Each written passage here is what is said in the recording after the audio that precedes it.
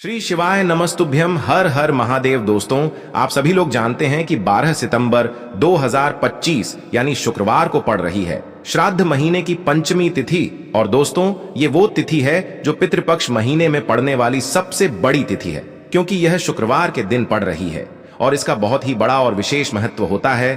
पूज्य गुरुजी ने कहा है, अगर कभी भी मौका लग जाए और पितृपक्ष महीने की पंचमी तिथि शुक्रवार को पड़ जाए तो आप लोगों को एक दीपक और हल्दी वाला उपाय तो अवश्य ही करना चाहिए।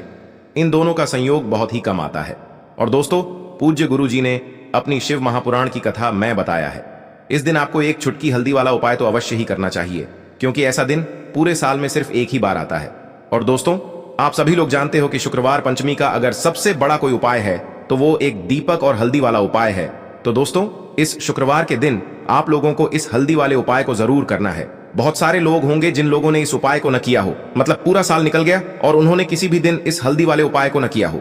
पर दोस्तों, आपके पास एक आखिरी मौका बचा हुआ है, जो कि 12 सितंबर के दिन है। तो इस दिन आप लोगों को इस वाले उपाय को जरूर कर लेना है। भले ही आपने पूरे साल भर इस उपाय को ना किया हो, पर अगर आपने इस पितृपक्ष महीने के शुक्रवार के दिन अगर इस वाले उपाय को कर लिया तो आपको इस उपाय को करने का वो फल मिलेगा जिसकी आपने कभी कल्पना भी नहीं करी होगी।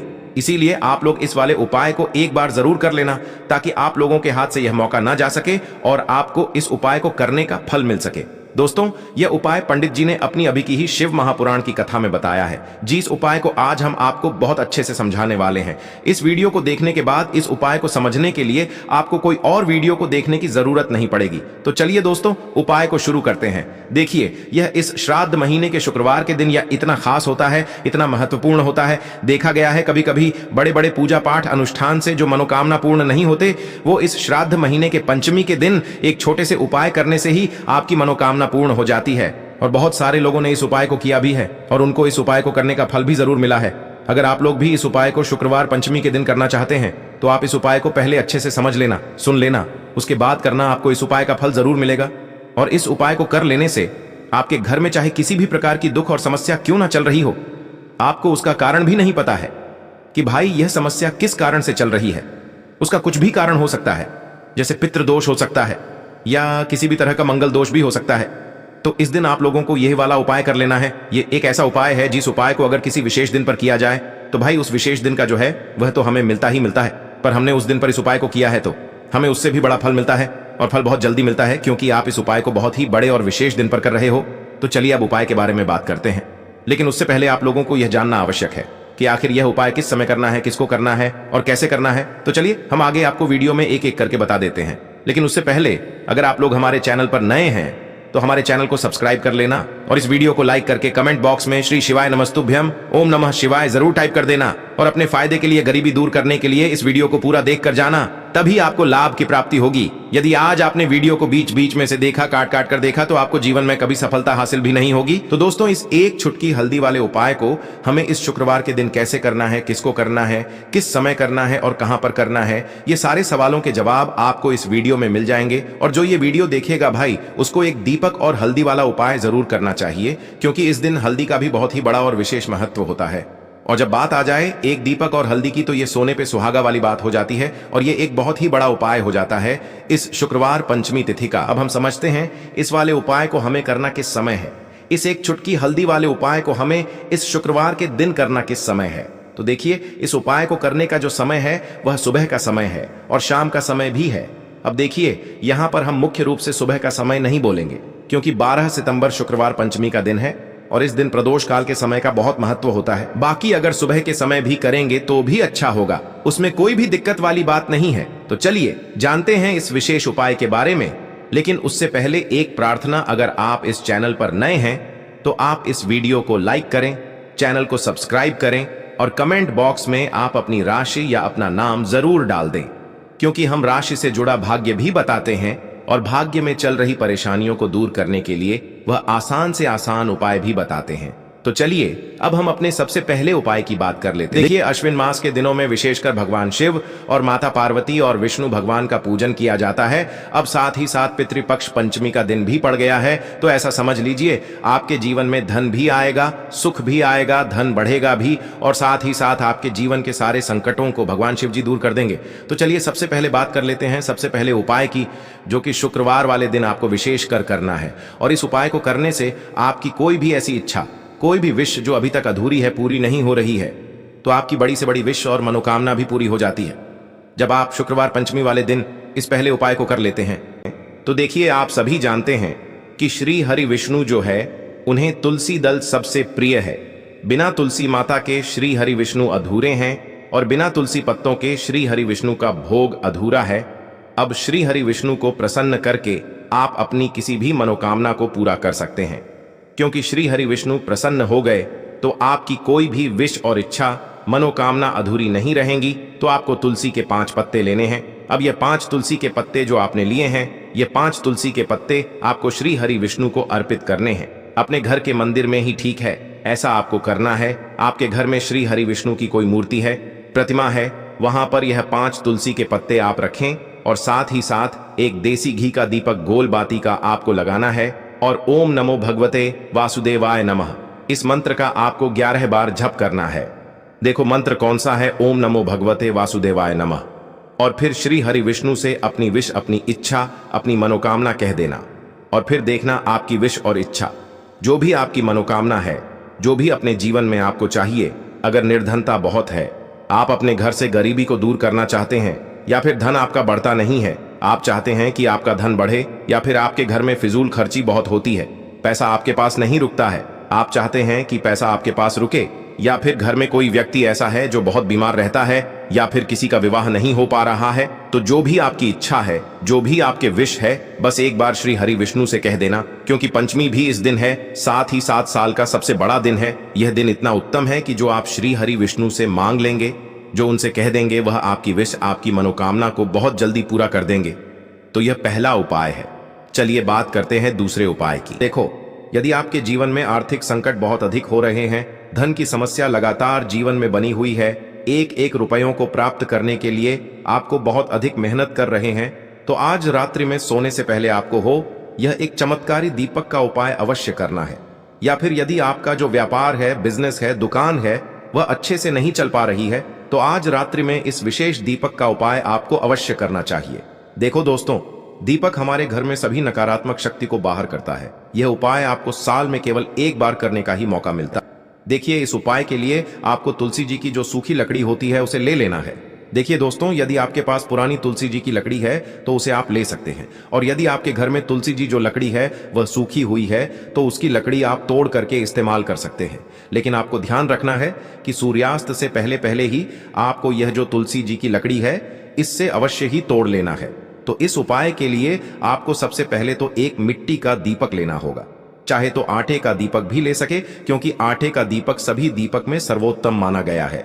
इस दीपक के अंदर आपको शुद्ध घी का प्रयोग करना होगा, और इससे दीपक के अंदर आपने जो तुलसी जी की लकड़ी ली है उसे भी रख देना है। लेकिन ये जो तुलसी जी की लकड़ी है, इसमें आपको चारों तरफ अच्छे से घी लगा लेना है। देखिए, गुरु जी ने बताया है कि जो तुलसी जी की लकड़ी है, यदि आप उपाय करते हैं और बहुत ही शीघ्रता से जल जाती है, तो इसके लिए आपको एक कार्य करना है। आपको थोड़ी सी रुई ले लेनी है, और उस रुई को आपने जो तुलसी जी की लकड़ी ली है उस पर अच्छे से चारों तरफ लपेट देनी है। तुलसी जी की लकड़ी के ऊपर रुई लपेटने के बाद इसे आपको पूरा घी के अंदर डुबो लेना है। अब इसे आपको बाती के रूप में प्रयोग करना है। अब दोस्तों, इस दीपक को आपको प्रज्वलित कहाँ करना है? तो इस दीपक को आपको या तो भगवान विष्णु के सामने प्रज्वलित करना होगा, या फिर आपको भगवान श्री राम के सामने प्रज्वलित करना होगा, या फिर भगवान कृष्ण के सामने, यानी कि भगवान विष्णु के जो भी अवतार हैं उनके सामने आप ये दीपक प्रज्वलित कर सकते हैं। या फिर आप इस दीपक को माता तुलसी जी के सामने भी प्रज्वलित कर सकते हैं। पूज्य गुरु जी ने बताया है कि जो भी व्यक्ति इस प्रकार से तुलसी जी की डंडी से यह दीपदान कर देता है, उसके जीवन में कभी भी धन की समस्या नहीं होती है। इसीलिए आपको यह पूरे साल में केवल एक बार ही मौका मिलता है। इस उपाय को करके देखना, आपकी सभी इच्छाएं जरूर पूर्ण होंगी। यह जो उपाय है रात्रि में सोने से पहले करना है। बात करते हैं अगले। अब बताते हैं तुलसी के गमले में आपको वह कौन सी चीज डालनी है। जिस उपाय को करने से आप अपने जीवन में महाधनी बन जाएंगे।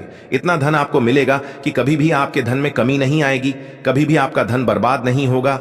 आपके पैसे की बर्बादी बिल्कुल आपके जीवन से रुक जाएगी। और जो लोग कहते हैं कि घर में पैसा तो आता है, पैसा रुकता नहीं है और पैसा बढ़ता नहीं है, वृद्धि नहीं हो रही है, उन्हें भी विशेष यह दूसरा उपाय पंचमी वाले दिन जरूर करना चाहिए। तो देखिए, पहले ही आपको बता दिया कि श्री हरि विष्णु की पूजा और उनका भोग, श्री मतलब तुलसी मैया के बिना अधूरा है ना?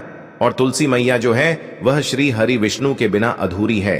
तो देखिए, जब भी आप तुलसी का कोई उपाय करेंगे तो सीधे सीधे आप श्री हरि विष्णु को प्रसन्न कर लेते हैं। अब व्यक्ति को, यानी जो भी व्यक्ति है, किस व्यक्ति को कितना धन देना है, यह श्री हरि विष्णु के हाथ में होता है। धन देने का काम माँ लक्ष्मी करती है, जो कि माँ तुलसी का ही एक रूप है। माँ तुलसी जो है यह माता लक्ष्मी का ही स्वरूप है ना?